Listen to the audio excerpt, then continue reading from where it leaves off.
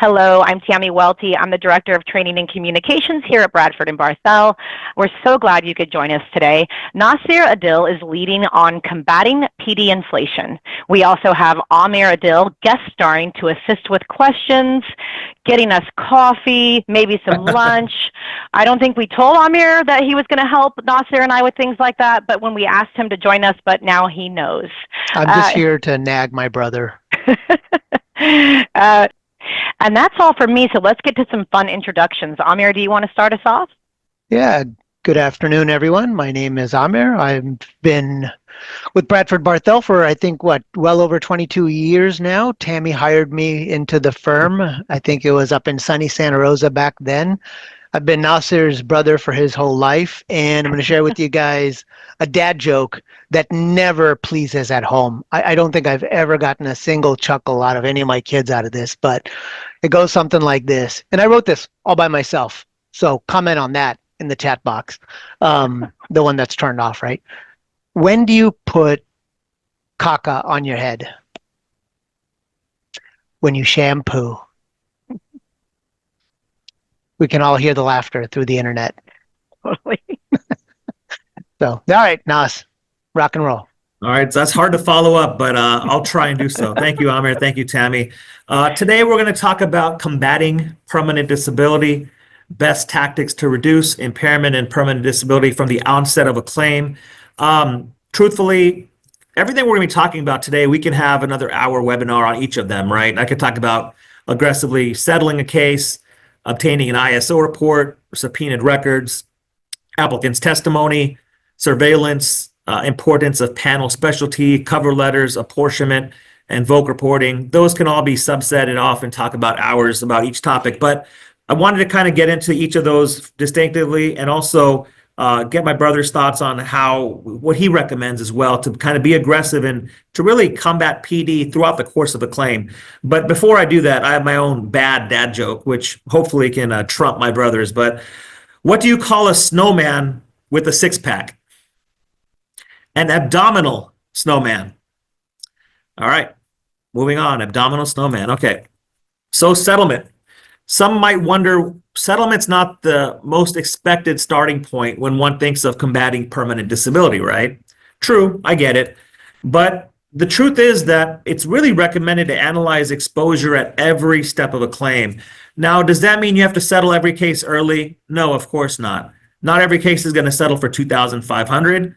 At the same time, not every case is a $2 million case, right?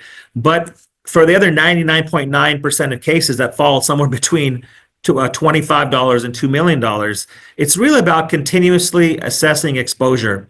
And that really goes on updated diagnoses, indemnity, surgery, estimated permanent disability, future medical care, etc. By continuously assessing settlement throughout the course of a claim, it keeps everyone on the same page throughout the course of the claim. Now, on the call today, we have on the webinar, there's brokers, there's employers, there's adjusters, there's attorneys, there's judges. But the reality is that we all know is that exposure does change throughout the course of discovery, right? Discovery, the settlement may be seemingly low at the onset, but in the weeks and months that precede, next thing you know, if we're not paying temporary disability, but if you are just certified surgery, then why not try and settle for 60 or 70 cents on the dollar, right? So if you settle for 60 or 70 cents on the dollar, when you have a case that you are just certified surgery, then if you can avoid temporary disability, surgery costs, and post-surgical expenses, let alone increased PD, why not try and do so at that stage? So it's all about assessing settlement and really discussing that with claims and trying to put the best foot forward to try and resolve a case as early as possible, if at all possible. Now, one thing that I really am a big proponent of is that every deposition is an informal settlement conference. This is discussed in some of the podcasts that we had, but also in Southern California, what I've learned, obviously I practice in the Bay Area primarily, but in Southern California, cases do reach settlement oftentimes more than in Northern California, right? And it's not that we're not trying in Northern California, but you have a different type of case posture, a different type of system in general. But no matter if you're in Northern, Central, Southern California, East, West, wherever, always reach out to AA in advance of the deposition and get a settlement demand. All right. Not only do you get the demand, but we should always be coordinating with claims and say, hey, look, claims, I got a deposition coming up. I know this AA. I think that we really can get this thing settled. So when I do that, I reach out to claims and say, hey, claims, here's our exposure range, right? It's between X and Y. If we can get it done between that range, and if it's a number we feel comfortable with, let's try and get it done. So when I have that in every case, I do tell the other side, hey, AA, there's a resignation required. So if we can get a settlement done, let's let you, the applicant attorney, can communicate that to their client. And then that could really increase the likelihood of reaching a settlement at the deposition. With the exception of a trial, I think a deposition is really the only time that all parties are together at the same time, right? It's the only time where, again, with the exception of trial, where you have applicant present, you have applicant attorney present, you have an interpreter present, and guess what? Defense is present also, right? So why not use that as a really aggressive portion of a case to try and settle when you can? And Workers' Comp 101, has anyone on the line, whether it's a judge, an AA, an applicant, in defense, anyone, has anyone regretted settling at a deposition? No. It's the easiest, most agreeable way to settling a case, and common sense. It avoids costs with permanent disability, treatment, etc. I guess the guiding motto here is to try and settle while the iron is hot. Amir, what are your thoughts about settlement and trying to reach settlement as often or early as you can?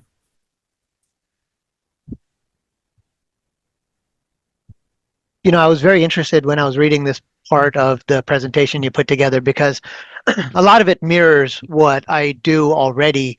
My own strategies are very similar here. You reach out to the applicant attorney, opposing counsel before the deposition, whenever possible, whenever feasible. You try to bring it up during the deposition, maybe right before you go on the record, or maybe during the start of the Zoom or web deposition as is appropriate. And then you circle back afterwards. Like you said, how many times do people settle a case and then regret having resolved it?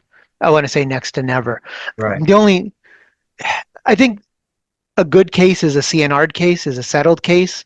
I think injured workers often are thinking, what is my case worth? And if you have the other party's attorney there, take advantage of that opportunity. Don't blow this one maybe limited opportunity until trial to have the conversation with everyone like you're suggesting. Now, I will say I am very jealous of my SoCal brethren, because the amount of cases that settle at deposition down south, I think is just tremendously more than up north. So that's something that I absolutely hate about SoCal. I know some of our NorCal judges, because since COVID, obviously, venue lines have become a little bit more blurred. Cases have been handled across jurisdictions or across the state, geographically speaking. And NorCal judges, I think, in my opinion, in my experience, are a little bit concerned when they see settlements coming out of a deposition without med legals, without final rateable reports. I don't think that should stop you. I think the goal should be to settle. I think if the injured worker is on board and she has competent counsel, if he's listening to his attorney, take full advantage of the opportunity and then explain why it's appropriate when you deal with the judge, if and when you have to. So I like it. I agree. I think even if you can't reach settlement at the deposition, oftentimes it's a great way to kind of get an estimation as to what the injured worker and AA are realistically looking for, right? Let's say if you have authority for $25,000 and you just can't reach it for within that, that's fine. Cases go on. But if you kind of get the gauge that, hey, applicant's probably looking for more like 30, 35, and then you don't have to go to 30, 35, but it really gives you a better gauge and a really better ballpark estimation. So we can really kind of get on the same page and really get an idea what the exposure potential could be and maybe shutting it down afterwards. So thank you, Amir. So moving on, as far as next steps here we go. We go to taking a deposition. All right. Now, for depositions, I always feel like getting the ISO report is the defendant's best friend. And why do I believe that? Well, it allows us to be on our toes and really find out more about the injured worker before we even depose the applicant, right? Claims will often send over a copy of the ISO report in advance at time of initial litigation referral, which is fantastic. And then, so claims already has a heads up already, right, regarding prior injuries, prior motor vehicle accidents, and getting relevant records right away is really important, as defense attorneys really should be doing with initial file analyses. So the practical tip here is really get a copy of the ISO report as early as you can in a claim. And for deposition purposes, by already knowing the applicant's injury history at deposition, it really keeps the applicant honest at time of testimony. Otherwise, what happens is the applicant could control their own line of testimony by saying, I don't remember. And when that happens, there's nothing for the defendants to bring their attention to, right? Now, this comes in incredibly handy when you have an applicant, for example, who has filed multiple and numerous prior claims, yet have poor memories. Now, when you have that, you allow an applicant to kind of say, I don't remember my 19 prior injuries. And that comes in to our own, we're at a disadvantage in that situation because we can't point out and say, well, injured worker, how about this prior injury, 2007, 2011, 2013, 2015? All of a sudden, everyone gets a little more honest, right? Because you can call them out on their bluff. And all of a sudden, the applicant who has a poor memory, all of a sudden, when you point out specifics, then you really call out their bad memory. And that comes out on the transcript, right? When you have an applicant who all of a sudden remembers things, or when you point out their seemingly uncontradictory statements, that really points out advantages on our record that we can point out to the doctors later on. So at deposition, ask about motor vehicle accidents, ask about prior injuries, ask about all that stuff that required medical treatment. And again, if you already have the subpoenaed records, then you can really control that testimony a lot stronger. Now, remember, at depositions, AAs often coach up their clients to say, I don't know, rather than give an estimation or an approximation. So when we already have that concrete evidence and records of prior claims, prior subpoenaed records, that really helps bring everything to light. And when you already know the specifics, then you as the defense are really in charge of that testimony. Even though you're not taking the testimony, you're taking the injured worker's testimony. When you're in control like that, that really, really helps you get what you want out of that deposition. Amir, what are your thoughts on that as far as being aggressive during deposition and doing your homework beforehand so you can make sure that you get the best testimony throughout the course of the actual testimony itself? Yeah, I really like to try to use the ISO building into the deposition. I believe you covered that, but a couple, 3 steps that you want to try to take before the deposition is look in EAMS, right? The public search is available. See what other claims and cases this person may have unfortunately suffered before in their life, what kind of body parts maybe overlap, subpoena the WCAB records that you can. Similarly, use the ISO intelligently to try to get records before the deposition, because to your point, applicant attorneys, I suspect, understandably, I think all attorneys do this in some regards, to some extent, tell their clients, hey, if you don't know the exact answer, we don't want you guessing. We don't want you speculating. This isn't the time for that. So just say, I don't know. That's the best answer. Or I don't recall. That's the best answer. And that may be true. Sometimes I don't know, I don't recall is acceptable. But a couple of I don't knows might be fine. You start getting into too many I don't knows and I don't remembers, you want to start calling them on that, right? Yeah. Hey, you don't remember exactly when the prior injury was? Okay, fine. But you also didn't remember how many kids you have. And you also don't remember, miss, how old your children are.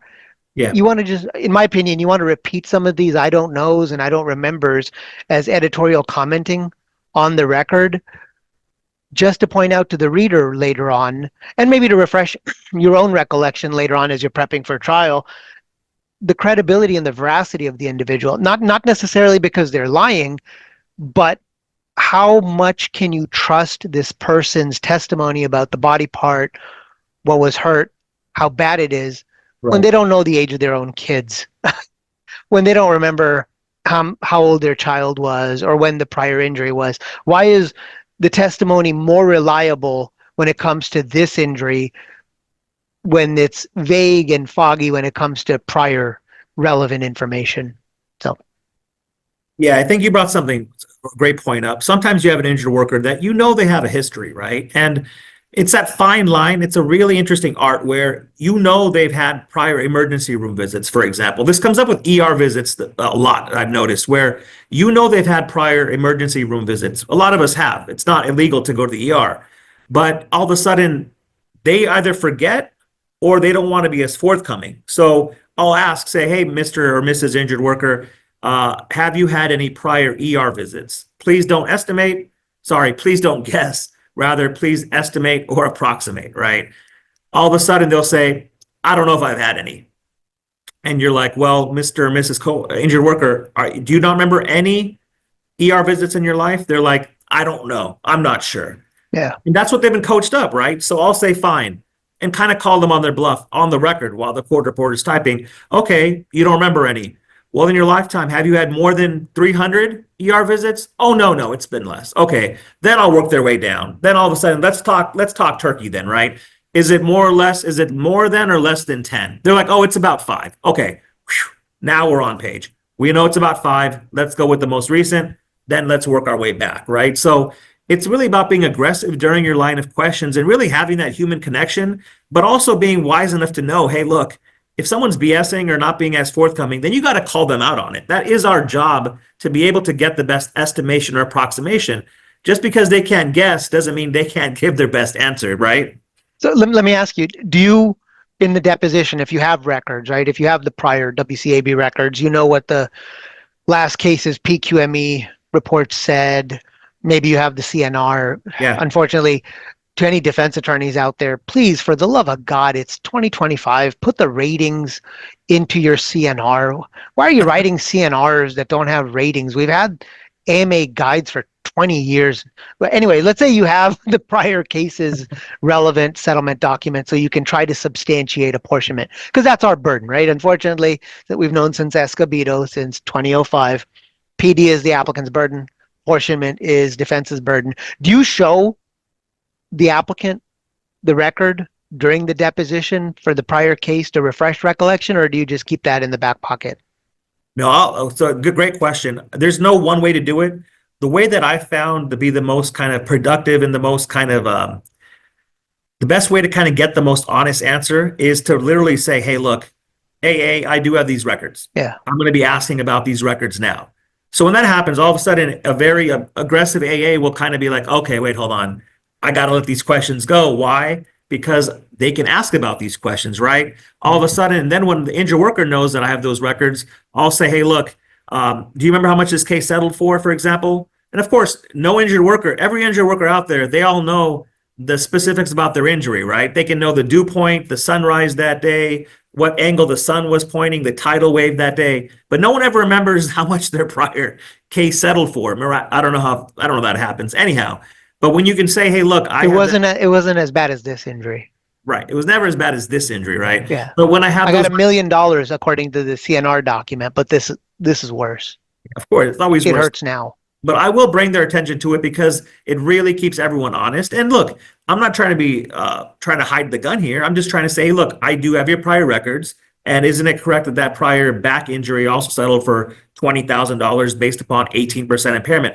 But by doing so, to answer your question, it keeps everyone honest, right? It eliminates the malingering. The credibility all of a sudden stays much more on point, and it keeps everyone honest, which is what we are trying to do here. And by doing so, I don't think that's what everyone's trying to do, man. I just a quick war story. I remember vividly asking a judge in Oakland, why do they like to be lied to so much? I mean, when defense shows up, especially back in the old days, you'd have to show up with 700 pages of records from the prior case to try to prove apportionment, different standard of law back then. And the injured worker almost always, she said, no, I don't remember this prior injury. And you're like, lady, you had an injury you had a CNR 5 days before this accident. How is this credible? And the judge was like, well, it's really about believing the injured worker and trying to look at it from their perspective. And you're like, I don't know that we have shared goals in this system. I'm not sure that everyone looks at the same piece of evidence from the same either angle, same perspective, or the same goal. So yeah, to the extent that you can show the prior record, I'm a fan of it. I'm just not sure that our system is meant to digest it. So anyway. I think you're right. I think just before you talk, just the last thing I'll say is by keeping everyone on the same page, when I can control the applicant's testimony, that also controls what the panel QME or med legal evaluator can read from the testimony, right? Then all of a sudden, if you have an injured worker who then goes to the evaluation and then says something contradictory, well, then at least we have something on the record which is kind of more objective in light. So no, that is definitely true though. Moving on here, we're going to go to subpoena records, and we talked about them already as far as trying to get as many records as you can prior to the deposition. But the reality is that you can also get records after the deposition. In fact, we should not only be relying upon the ISO report to get records, we should be also kind of doubling down and trying to say, okay, look, what can we get from the deposition, right? So I always try and get records as early as I can. And by doing so, you also avoid or should hopefully avoid panel QME supplementals. We can have everything on the front end as far as records go, send it to the doctor. It can really prevent that very costly supplemental where all of a sudden the discovery costs really end up going through the roof. We want to avoid that as well. So at deposition, I always inquire about personal treatment and medical insurance. Applicants' personal treatment records do help with apportionment, but they also help with finding out pre-existing issues for relevant or similar body parts. Sometimes I get that information off the record. AAs nowadays, post 2016 or so, a lot of the time get very protective about things like social security number on the record, getting their ID card information, their personal driver's license, etc. And same thing with medical records. Sometimes AAs can be a little bit more protective. So I'll go off the record. I'll say, hey, Mr. Injured Worker, Mrs. Injured Worker, can I please have your Kaiser card? I want to check out the medical record number. And this is all something that we are entitled to as defense. None of this stuff is violating privacy. As long as it relates to the injury, we can get those records. That's within the defendant's right to procure. One thing I will say is that I've noticed is that when you can get these personal injury records from the personal care physician, it can help avoid compensable consequence claims and injuries. How? Well, let's say that if you're there for an injured worker's deposition for the right knee, okay, they've injured their right knee. Well, if you get their personal care records after the deposition, you'll be surprised how often that the left knee was previously involved with the prior claim. Okay, so when you already know about their prior left knee injury, then it really prevents an application from being amended to now include the left knee as a compensable consequence. So all I'm trying to say is that when you know more about the injured worker's history, it can really only help rather than hurt your course of discovery and combating permanent disability overall. Now, at deposition, of course, ask about as many things as you can, especially prior injuries and motor vehicle accidents. I also try and take testimony regarding hospitalizations, which are overnight hospital stays. I ask about surgeries. I ask about ER visits. I say, hey, have you sustained any sports-related injuries that required medical treatment? Have you sustained any slip and fall injuries which required medical treatment? Try and get as much information as you can out of the deposition, because even if you don't know about it, hey, worst case that can happen is actually lead to information that really is relevant to your case and your claim. Now, it's also important, and I believe, asking about activities of daily living. I know Amir has a little bit different opinion on this, which we'll get to, but I ask about current symptoms and complaints at time of deposition. And if it's favorable testimony, highlight that to the QME, 1000%. One thing I will say is why I ask about ADLs is that if we can get testimony on the record about activities of daily living, then we want to avoid a scenario, in my opinion, where the applicant subjectively complains about everything to a QME, and that QME just writes down whatever the injured worker is complaining of, and all of a sudden that's what the impairment is based upon. So I like to ask about ADLs at deposition because I can highlight that to a QME, and it can also keep a QME honest, right? They can't just rely solely on what the injured worker tells the QME at deposition. Amir, what are your thoughts about deposition testimony in that regard? Yeah, I have a totally different take on ADLs, and I've confessed this to my clients. in the last, I don't know, 15, probably at least 15 years, probably approaching 20 years, I next to never ask about ADLs. My usual exception, so like every other lawyer, I'll start with the exception.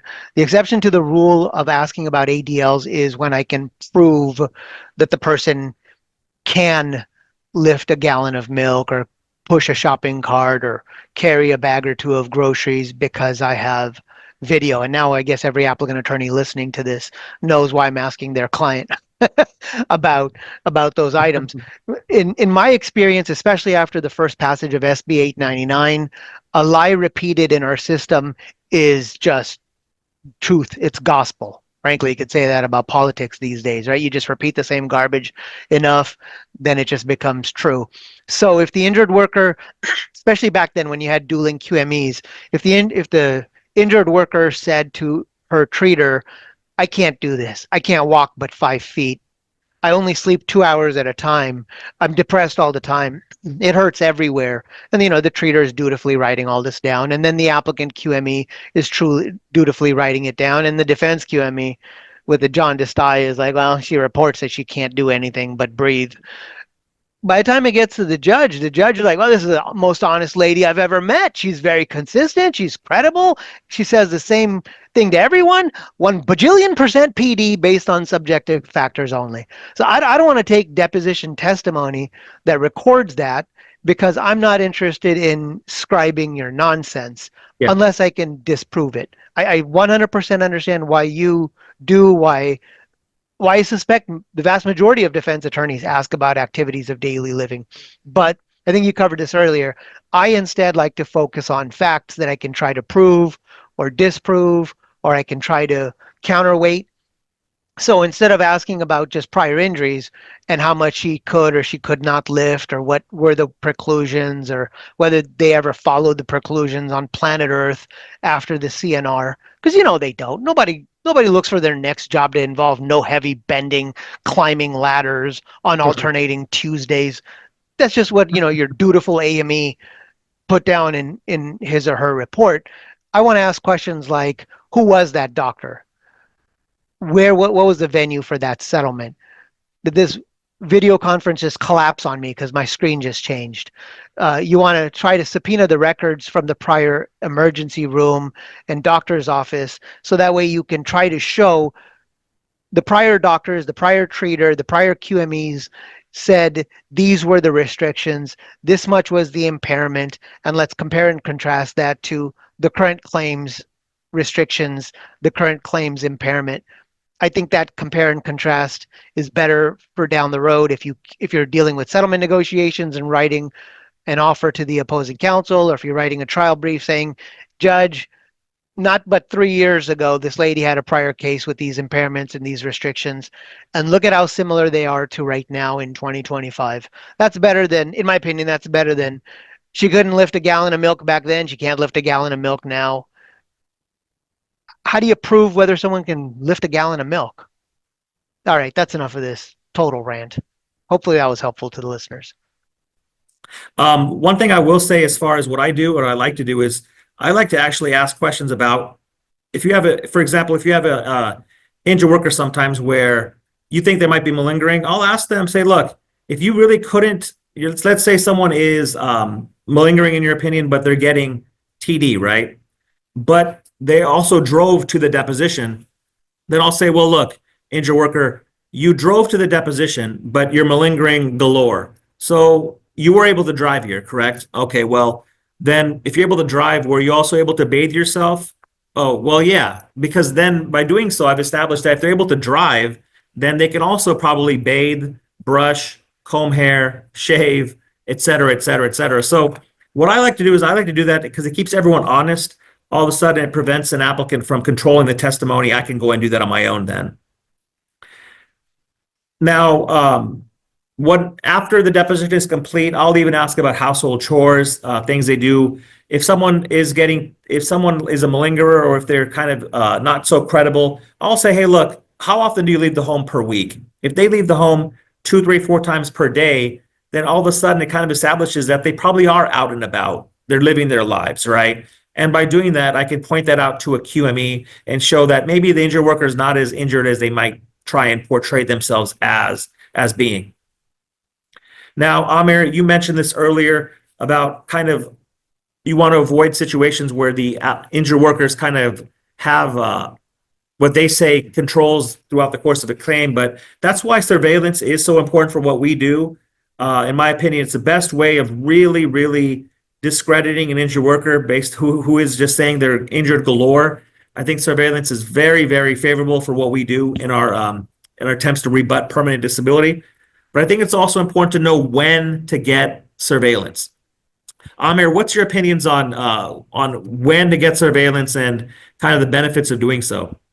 I want to answer that question, but there was a good question asked in the discussion group, whatever we call this, type box, about you're subpoenaing all these records, and then doesn't the applicant attorney want to send all bajillion records to the QME and then charge BIG insurance company $1 zillion? That's a real good question. So I don't remember exactly when new regulation 9795 came into force and effect, but long story short, first 200 pages are in the price of the eval. After the first 200 pages, every page is a $3 charge. So why do you want to send 5,000 pages? You absolutely do not. You want to have your defense attorneys spend the requisite time weeding down the pages to the essential documents that she's going to eventually need for trial, that he's going to eventually need to substantiate apportionment, and tell the applicant attorney, in the subpoenaed records, I only propose to send these extracted 15 pages, 25 pages, 45 pages, right? The order approving, the CNR, the final QME report from the prior case. And in the last 5-7 years, we've had these new regulations. I've only had one applicant attorney really go, you know what? I'm going to insist on sending all 3,000 pages to the QME, to which I responded, I understand your position. I disagree. Please consider this a meet and confer email. Go ahead and file your DOR. You need to list all 5,000 pages for the judge to read at trial, so that way she can determine that these are all germane for the med legal. And that way you're going to get yelled at by the judge, who's going to say, why do I have to read all 5,000 of these pages when 4,800 of them are about billing and second bill reviews? That prompted him to withdraw his objection, and we were able to proceed with a redacted bunch. Now, it's possible that there's attorneys out there challenging this more, but I do this. I don't sell mortgages, I don't sell real estate. This is the area of the law I practice, and most of the attorneys, most of the opposing counsel don't want to waste the doctor's time either.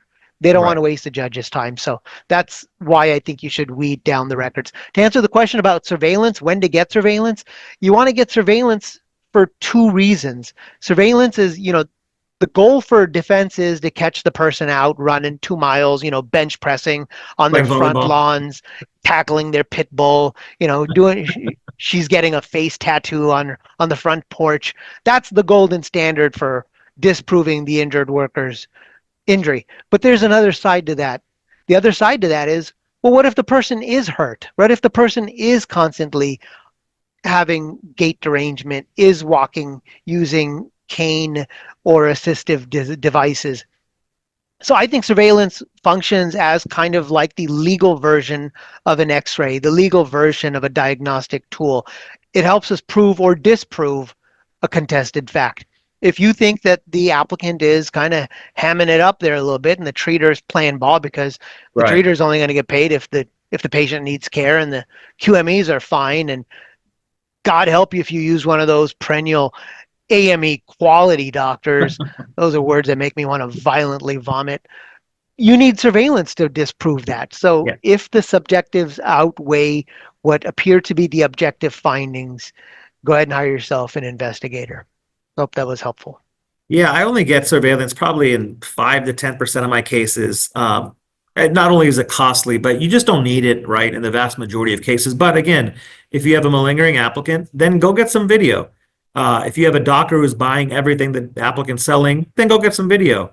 I also do it preemptively. If I get kind of a tough panel doctor who I know is probably going to go heavy on the Alvarez or Kite, I'll kind of keep them honest up front and have a conversation with my client. Say, hey, client, let's get some video now to kind of combat or prevent any crazy Alvarez Guzman or kite application in advance. So that's kind of the recommended activity and point of action on how to get surveillance and when to really get surveillance. Now, communicating with the doctors.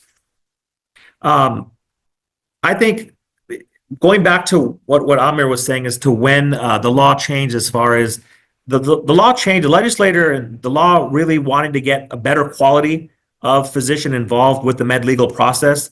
That's why they increased the amount of pages and the amount of how much the reports would cost. By doing that, they wanted to attract a different type of doctor into the workers' compensation community. Whether that's really attracted a different type of doctor or not, I think that remains to be seen. But I think one of the benefits it's one of the beneficial consequences of the new law, as far as doctors reviewing records, is that they actually review records. I can't tell you how many times that I used to depose doctors where you'd get to the deposition and they'd admit on the record that they never reviewed records. They would hire an assistant, someone who made about minimum wage.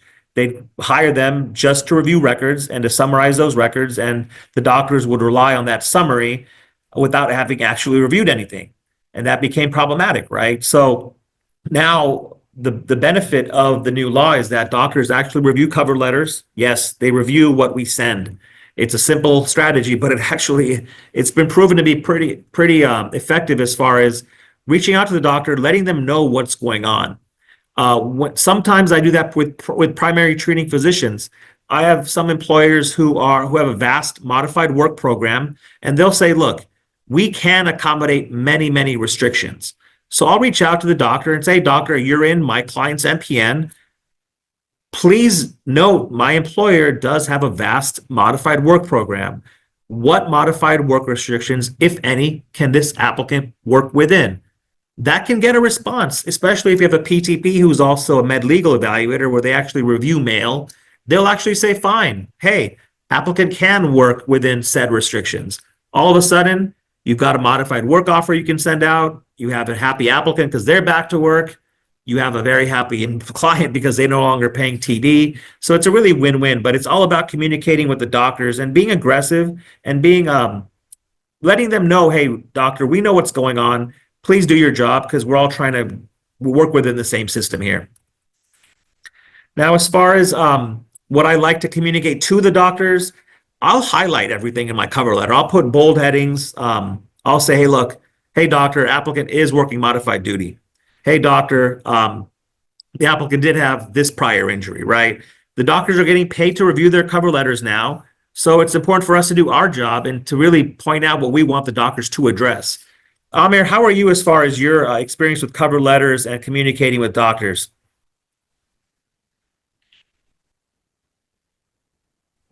So, with cover letters, I tend to write a detailed cover letter and I try to pick and pull from the records, highlighting the diagnostic testing that's already been done in our claim. Diagnostics.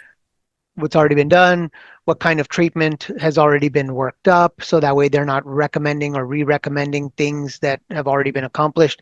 And you also want to spend some time diligently going through the prior records from the prior claim or claims to say, hey, contrast the most recent MRI from the MRI a couple, 3 years ago or after the last injury. Look at what the restrictions are now compared to the restrictions from a prior claim.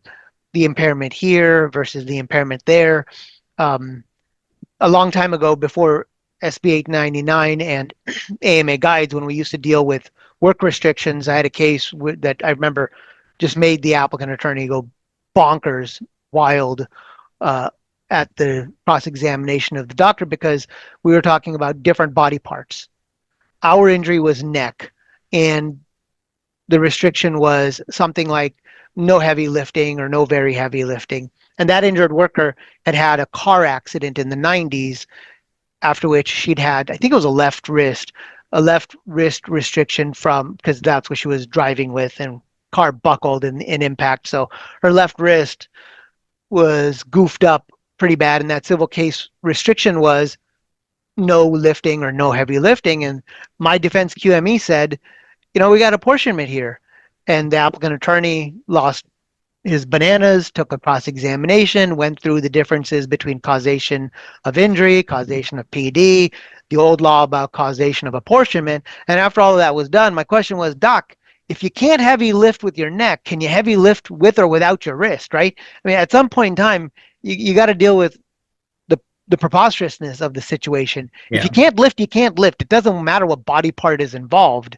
So you have to highlight those kinds of consistencies or inconsistencies for the doctors in the cover letters. Now, that said, if you are dealing with an applicant attorney who is understandably saying these points are not for cover letters, and there is also a Mason-Dixon split here. I think we should remind, I'm sure the audience knows, but if you live south of the Mason-Dixon line, wherever that is these days, somewhere around Clovis or some such, the cover letters have to be more bland. I think you guys down there are still doing joint cover letters. If you live north and if you're in the free state of Jefferson up here with us, the parties write dueling cover letters. And I had a judge up here in San Jose once tell an applicant attorney, he can write whatever he wants in his cover letter, and you write whatever you want in your cover letter, and they both go to the judge, they both go to the doctor to read, and that's the end of that. So, right. But if you're dealing with an applicant attorney who wants to contest it, and you're dealing with a judge who understandably doesn't want to die on this hill right now, then just withdraw it. Know what your points are. Set the cross-ex in 60 days. And point out those exact same consistencies or inconsistencies at the cross-examination. And then remind the applicant attorney after that deposition, this could have all been done 65 days ago in a cover letter, but you wanted to waste your time for free at a deposition. So, Merry Christmas. All right, I'll go back on mute. No, your point is taken, I think. It does get in. It's going to get in either by a cover letter or cross-ex, but it's really about knowing your judge, knowing your doctor. And the good thing about our firm, of course, we have attorneys that cover every single WCAB. So I guarantee you that if there's a question about any specific board, believe me, our firm will know exactly how that board responds to cover letters, those particular AAs, those particular judges, etc. Now, going on to panel QME depositions, we could spend 2-3 hours talking about panel QME depositions and how to combat permanent disability. But the reality is every doctor deposition is different. Okay, so a doctor depo on causation is going to be very much different than a doctor deposition on impairment, on Alvarez-Guzman, on apportionment. The key thing for panel QME depos is you have to know your file inside out. There's no other way about going about it. You can't freestyle a doctor depo, otherwise you look like a fool. The doctor will see right through you. Our firm, Bradford and Barthel, does have an extensive ratings department that helps challenge doctors. Not only do we provide ratings, but we also provide analyses for panel QME supplementals, if you need one, as well as cross-examinations of doctors. The reality is we don't have to know medicine better than the doctors. I think for us to expect to know medicine better than actual medical doctor is improbable. But the reality is you don't have to know medicine better than the doctor. I think some of the most important things for panel QME depositions are to bring facts. Again, facts to the doctor's attention to challenge their opinions, to prove their opinions do not constitute substantial medical evidence. But you have to know the file inside out. And when you can do that and you can objectively say, hey, doctor, what about this because of this? Then it's all about saying, oh, the doctor's then like, you know what? I think you could be right, because then they're looking at it, the medicine lens. But when you bring in the legal perspective on that, that's how you can dissuade a doctor at cross-ex. Amir, I know you've been pretty successful through the years with panel QME depositions. What are some of your thoughts as far as combating permanent disability and just kind of having the most success at a cross-ex? I think the goal needs to be better understood when you're taking a doctor's cross-examination, right? And then the method of how you're going to take the cross-examination needs to be better understood. So as far as goals are concerned, your job is not to persuade the other side that you're right. this is not some kind of wrestling match where one person comes out and has a raised hand and everyone else goes home in sorrowful defeat. That's not what's going to happen. Your job is to show that especially at an expert witness's deposition, like a panel QME, any doctor or a voc rehab, what you want to show is that the other side does not have a full command of the facts that are germane to the case. Maybe they don't understand the law. It's better, obviously, if they don't understand the law. Your job as a lawyer is to know the law. Right. Your job as a lawyer is to know the facts. Your job as a lawyer is not to know the medicine. If you go in, and this is the methodology, right? If you go in to talk medicine with the doctor, you're going to lose. Yeah. You ain't the MD. You may have a better chance at cross-examining the doctor if you know the law and the doctor is wrong on the law. If the doctor is wrong on the standard of legal requirements, if the doctor is not correctly applying the facts, you can go in there and ask the doctor, what about this fact? What about that fact? And that's all to get to the goal of showing the trier of fact down the road that this doctor's opinion, yes, I didn't get him or her to concede that Amir is the better doctor. I'm not a doctor. I'm not going to get him or her to concede that I have the right medical knowledge. I didn't go to medical school. I can't spell MD. Don't have goofy goals in life. Have real goals where you can show the judge, the doctor didn't understand this.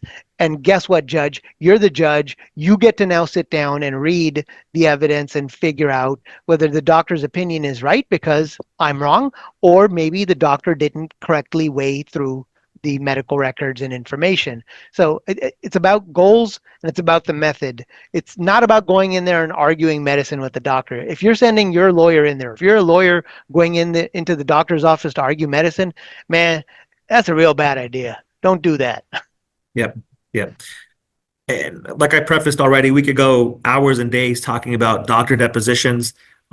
Maybe that's a topic we can discuss on a future webinar or comp corner episode, is kind of the subtleties of medical legal depositions and what it takes to have a successful cross-ex. So thank you for that, Amir. Now for the last slide, we're talking a little bit about voc reports and voc evaluations. With voc reports, again, I'd probably say less than 5% of my cases have voc experts.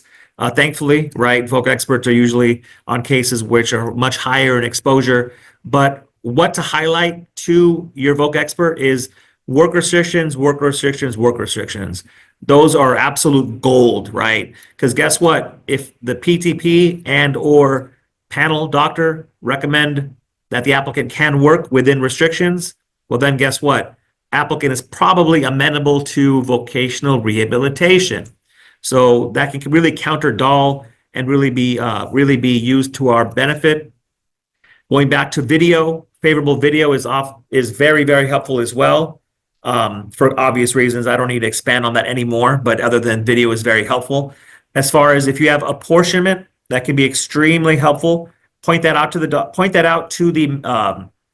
evaluators, because they can address Nunez. Again, medical apportionment and vocational apportionment, there's been case law that came down, but bottom line is Nunez is a decision that is very much in our favor as far as apportionment goes and how we can avoid 100% permanent disability findings in that regard. And one thing that can be done as well, I mean, your voc expert is your expert.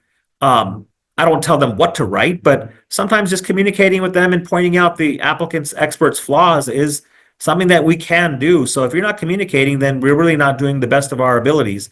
Amir, any thoughts on vocational evaluations and kind of communicating with our experts and what's worked for you? Yeah, I'm a little methodical about voc experts and evaluations and cross-examinations. I tend to do things a little bit slowly, frankly, not all of which I want to put out there into the internet. I will just say that you want to be very considerate on how you're handling your rebuttal VR expert. Sometimes under the, I guess I'll try to answer it in generic bullet points that I go over with my clients. Sometimes depending on how good your surveillance is, how good any countervailing evidence you may have. For example, in a recent case, or let's do it as a hypothetical. We have good surveillance, and the ortho QME or two are saying disproportionate subjective complaints compared to objective findings, very minimal, or let's say acceptable level of WPI and PD. That's on one hand, right? The defense is feeling good based on subrosa and PQME. And the applicant's treating doctor is like, this poor soul got broken back, broken neck, broken teeth, broken spirit. We should just shoot him. We should just murder him. Just messed up.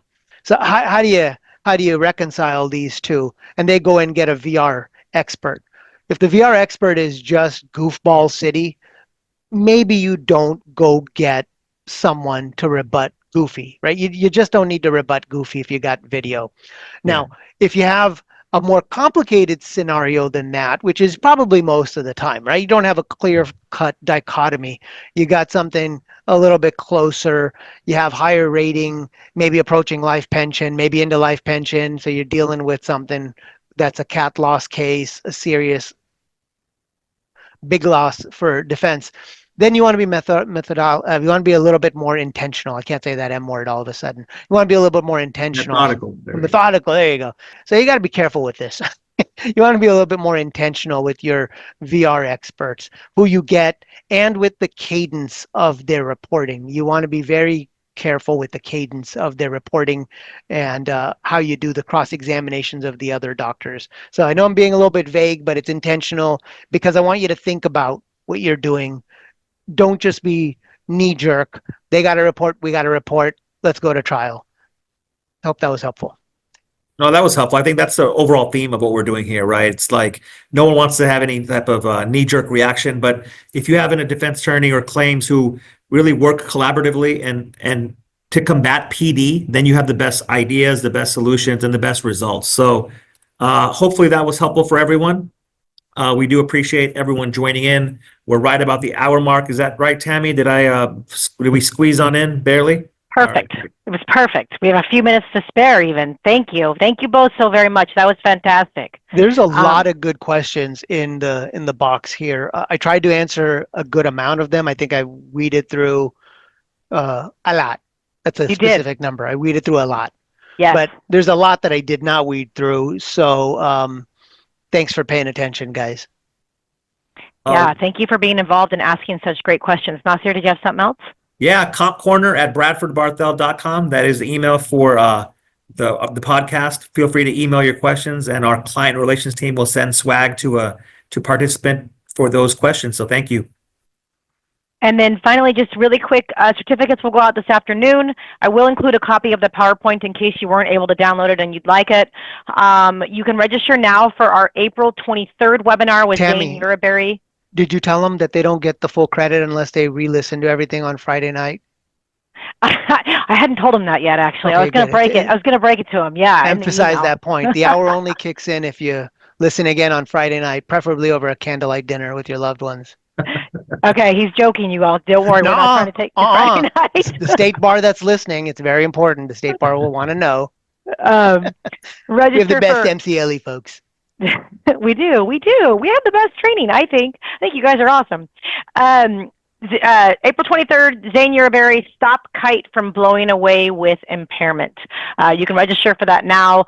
And thank you guys again for joining us. We really appreciate you all, and we hope to see you next month. Take care, everybody. Thank you, everyone.